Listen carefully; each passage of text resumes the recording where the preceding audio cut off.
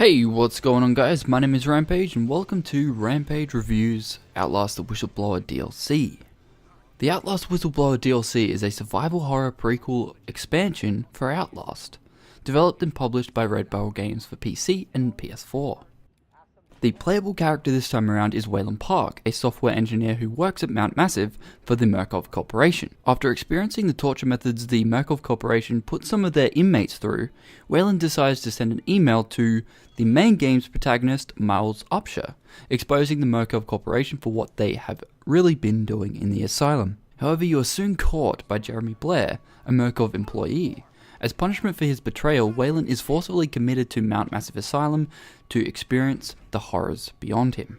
This intro section of the game basically shows you how corrupt the Murkoff Corporation is, but doesn't explain why they are corrupt or how the inmates became so homicidal towards each other, which was really sad due to the underlying story being somewhat interesting. I felt that there was still some key plot points missing, but wasn't given the background information that I required throughout the game. The gameplay within the DLC is essentially the same as the main games, with the ability to vault over cover, hide in lockers, under tables, and many others. Although you are still required to use your video camera in dark places, which mind you is randomly placed outside your jail cell this time around, which I thought was quite strange, there were also several areas within the game which required you to be chased again and run for your life, but I felt as though these sections were just put in to draw the DLC playthrough out. This was a slight annoyance. Visually, the DLC was on par with the main game, but that's not what caught my eye. This DLC has more attention to smaller details, like adding more blood splatters, chopped up bodies, and other random objects throughout the world, but on top of that has larger scale environments that also look visually impressive. This made the DLC feel more dirtier than the main game, which for a horror game makes the experience much more horrifying, so that's a plus.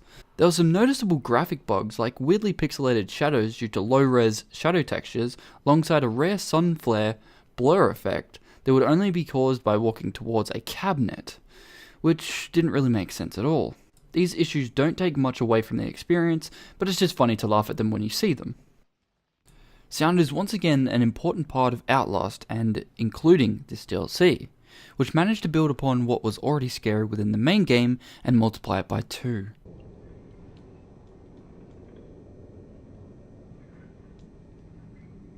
Even if the audio would sometimes constantly repeat itself, the audio still drove the horror experience to the next level.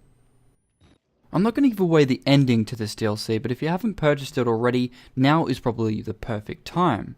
Simply being that the ending to this DLC opens the doors for either a full reveal of the events that steered Mount Massive Asylum into the torturous chaos that it's in right now, or a sequel to Outlast in general, which I cannot wait for. However, with that in mind, although this DLC does have aspects where your objective changes drastically, the game still felt dragged on, simply being several areas having the same basic objective, sort of run away from the bad guy to open up a door or something like that, which I felt was not needed in a horror game, but it just kind of dragged it out a little bit, and that's unacceptable, I think.